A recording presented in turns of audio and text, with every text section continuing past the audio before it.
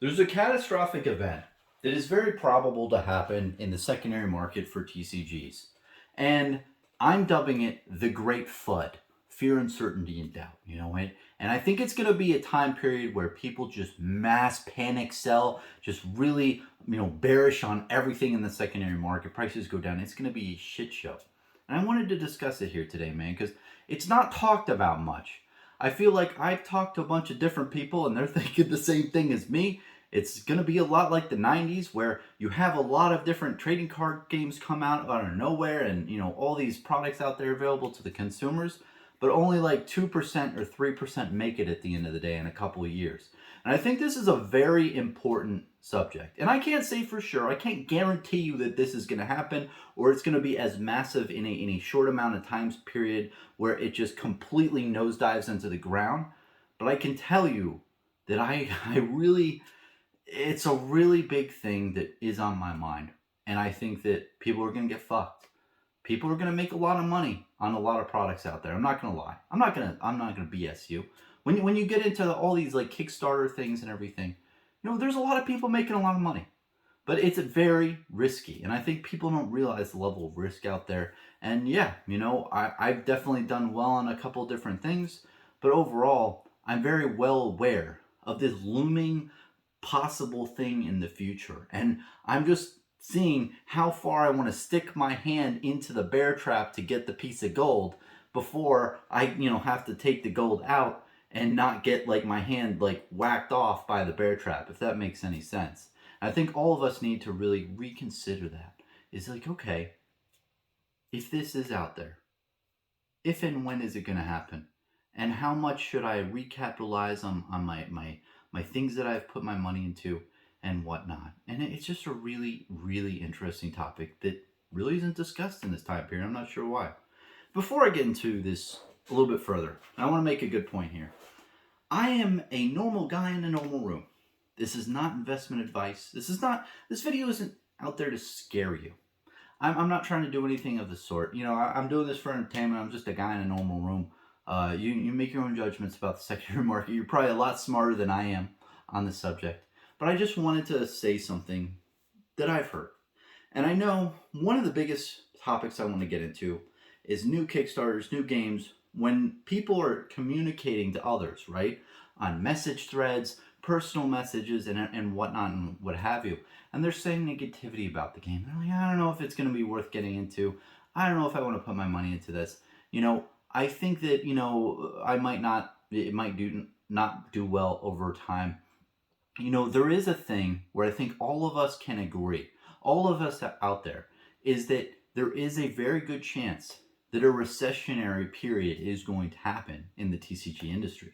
I mean, what are you going to have? Like, every year there's going to be 50 new TCGs, and all these people getting into them in the Kickstarters are going to 5x, 2x, 3x their money? No, it can't happen forever. This isn't like this new era where people are like, I don't want to play Fortnite. I want to play with my cardboard cards. Like, I'm sorry, man. It can't last forever. And maybe some like crazy event happens to where that does. But that is a possibility. But more likely than not, people around my circle and in other circles are seeing this and they compare it to the 90s. They look at the 96 to 98 era and they're like, hey, like all these different TCGs came out, but literally only like Magic, Pokemon, and Yu-Gi-Oh! And a couple others have actually stayed around for 20 years. Most of the new TCGs back in that era just failed after a good 2, 3, 4 years. And I think we're in an era now that I am dubbing free trendies.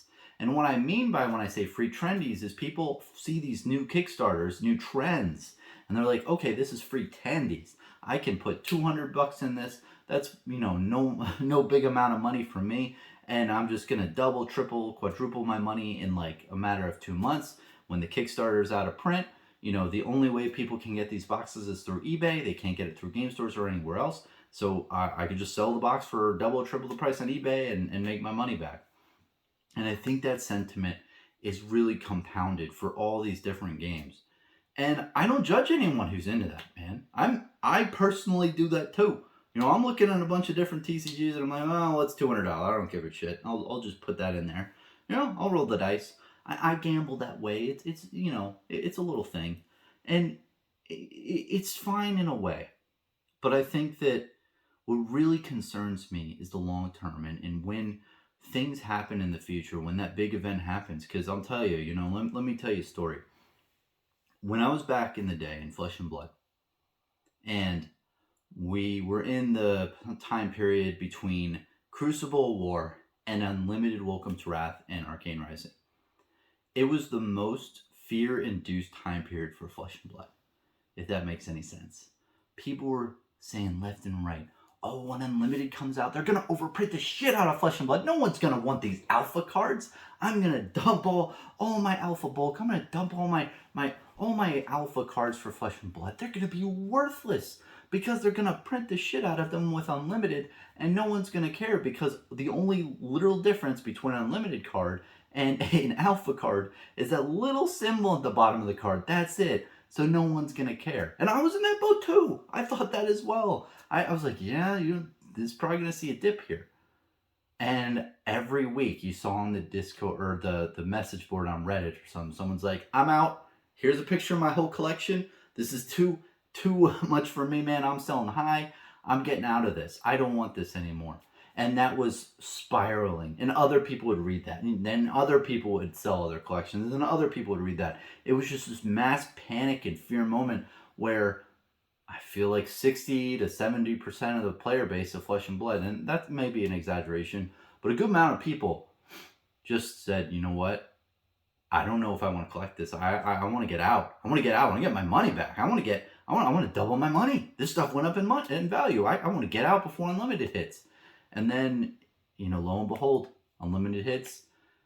The things happen. CFB got into, entered the chat, and, here we are. But the whole point of this, me saying that, is that there's different time periods within the secondary market of trading card games. I think that's very good for everyone to be aware of. I mean, you had the 2017 to 2018 era for trading card games. For Magic the Gathering, at least, I was watching a lot of Rudy's channel. I was watching a lot of other channels that talked about, oh geez, no one really gives a shit about these boxes.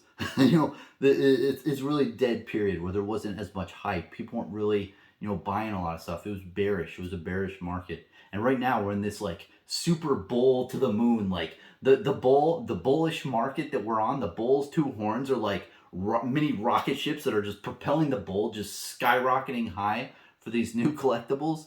And I think that even though it's fun, I'm excited. And I think a lot of people are going to make a lot of money. People have already made a lot of money. I've made a lot of money on a lot of different stuff. I've lost money as well. But overall, I think people are happy and good.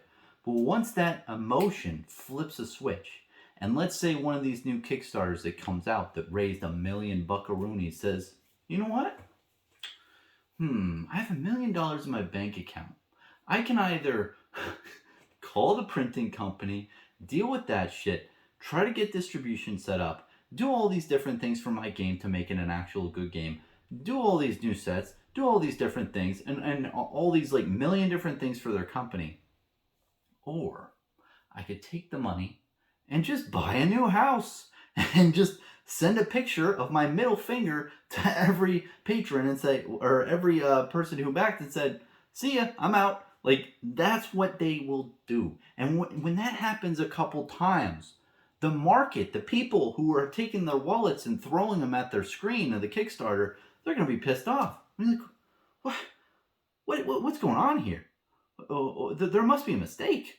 And in that moment, I feel like a lot of people are just going to have a lot of FUD. And they're like, well, if this can happen for this game, well, it could happen for this game. And things are going to go down. And it's not going to just be the Kickstarter. It's going to be other games that, do make a good gaming product. And they do try. And they're going to have the investors and the collectors and players really jazzed up for their alpha and their test print. And everything's going great over the first year. And things are going solid. And everyone loves this shit. And then, lo and behold, they make a third product. And the game creators, you know what? They can't get enough of this. Let's print even more. And they print way too much. And then the investors and collectors are like, you're printing 200,000 boxes when before you printed only 10,000 boxes. Nope, not doing that. I'm just going to divest everything I own, take the money and run. And when you have that moment, when you have these different scenarios where it's not in it for the investors anymore and they're out and you overprint your product and you screw it up, it's gonna, that's gonna be an end game. And when you have these different moments where, people realize maybe after like the second or third set, hey, I've collected these cards, let me actually play the game. And they're like, this game sucks. That's also going to be a scenario that plays out too. And people are going to be upset with that. And they're going to be like, those games are going to fail as well. So I think there's a lot of different ways for games to fail.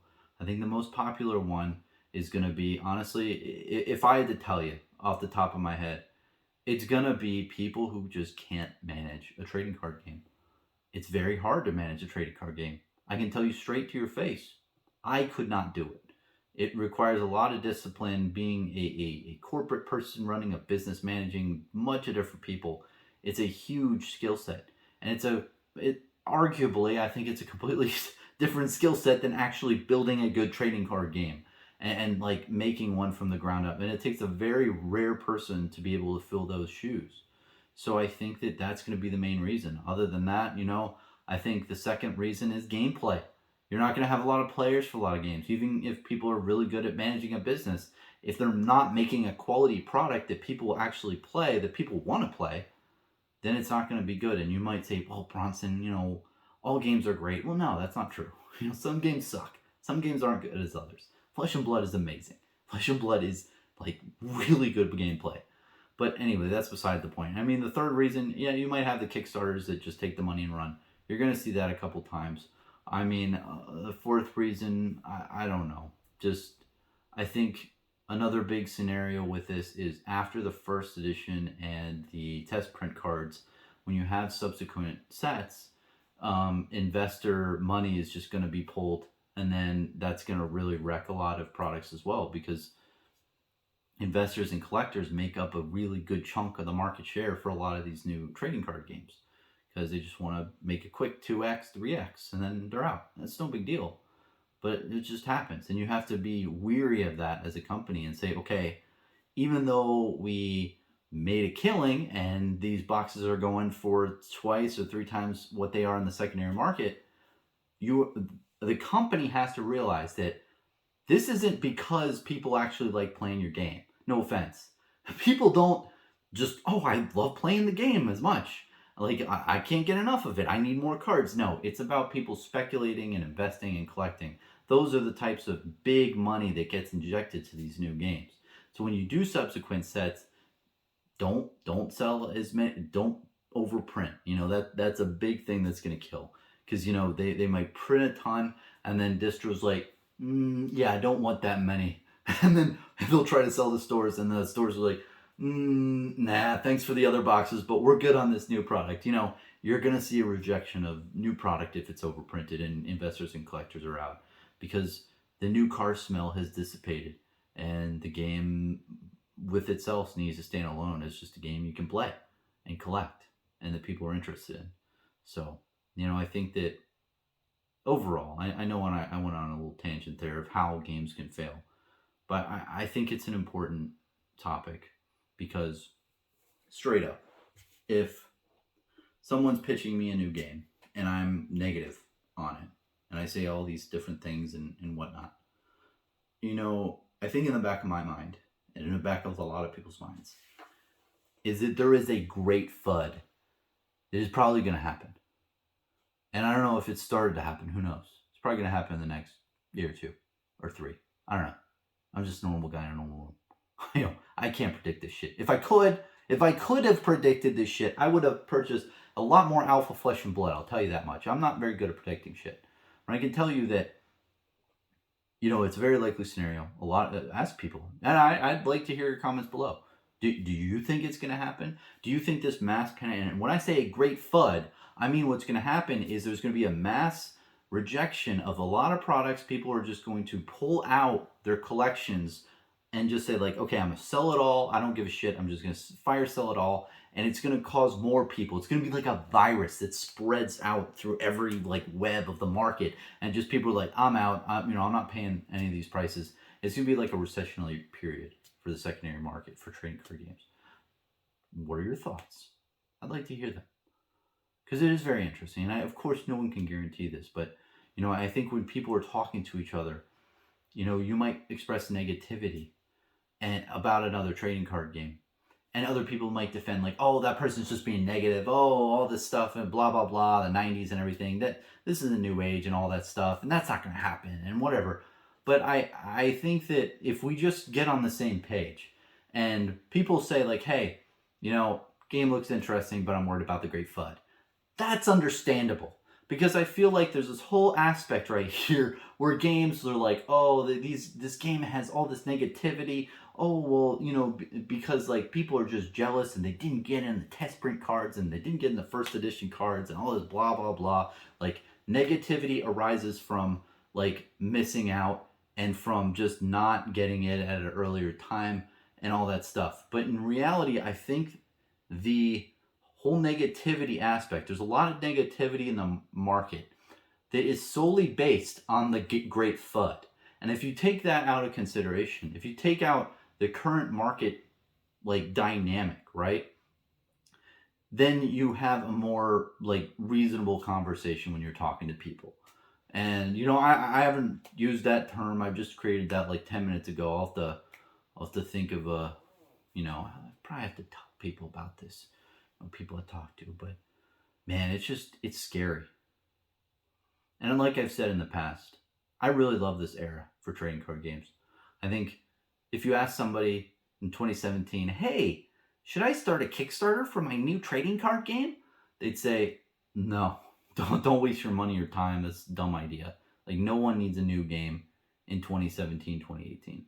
But if you ask somebody in 2022, hey, should I make a new trading card game? I think people are like, yeah, that's a great idea. You can raise $200K overnight. It's a great opportunity to make a new trading card game. There's a lot more people who are more, the perception has changed. And I think it's great because you are going to see like great trading card games out there. But you're also, at the same time, you can't have this many games succeed in 2022. It's just how it is. With the internet, with all these different things out there, these technology things that are grabbing people's attention, Twitter, TikToks, all this, Facebooks and all this bullshit. There's just not that many people who are interested as much in the trading card games. And hopefully that changes. I hope this counterculture, Logan Paul, social media 3.0 situation where we have all these different content creators talking about TCGs and getting people excited and hyping them up. Hopefully that spawns a new thing, and I think you're going to definitely see in the future just more focus on the content creators and people who are making content for their game, for YouTube especially, because it really does hype up the game. The more hype, the more attention, the more people talk and watch videos on it, the more your game can grow. And when you have that type of situation, like you're bringing all these new people into the game. So, I definitely think that's important in this new environment. But that's a whole separate topic,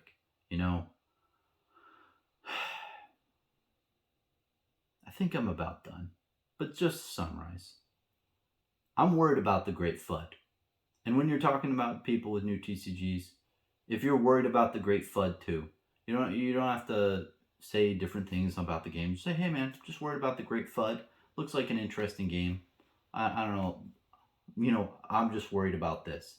And, I just think it's a great thing to point out too, because you'll hear my channel, you'll hear a lot of other YouTube channels, you'll hear a lot of people talking about how great this era for TCGs is. And it is great. It is wonderful. I love talking about it. I love being in this. I love making YouTube content when the market's high and everybody's just rocket ship emojis to the moon and everyone's happy, especially in 2021 and late 2020. That was like a great time period to start making videos about like Flesh and Blood, especially because the market just exploded. It's a fun time. I'm loving to have fun. And I know I've talked a little bit, so, my voice is getting a little dull, but, right now we're in a time period that's great. But I'm also fearful for the future. And I really want to be thankful for just where we're at now, but also just put into your mind, like, hey, me, a lot of other people I talk to, and I think a lot more people on social media and everywhere have this in the back of their mind. They talk about it, in little bits and pieces that, hey, like this happened in the 90s, it probably will happen again. This happened in the 90s, and like 180 games can't succeed, over time in the next 1, 2, 3 years. In the 90s, they just slowly got picked off like a fucking Game of Thrones season 2 or something. And I'm not saying, I don't know when the Red Wedding will happen, but I think a Red Wedding will happen. And it'll be very interesting to see how it all plays out. Anyway, that's my thoughts. Let me know what you think. And hopefully it doesn't happen. But if it does, I'm coming for your bulk. Come for that alpha bulk, man. I'm gonna buy up all that shit when the market tanks. I'm gonna be like a little bear, like giving a little hug to the honeycomb of alpha bulk. I'm gonna eat it all up. I'm coming for you, man. I'm coming. Can't wait.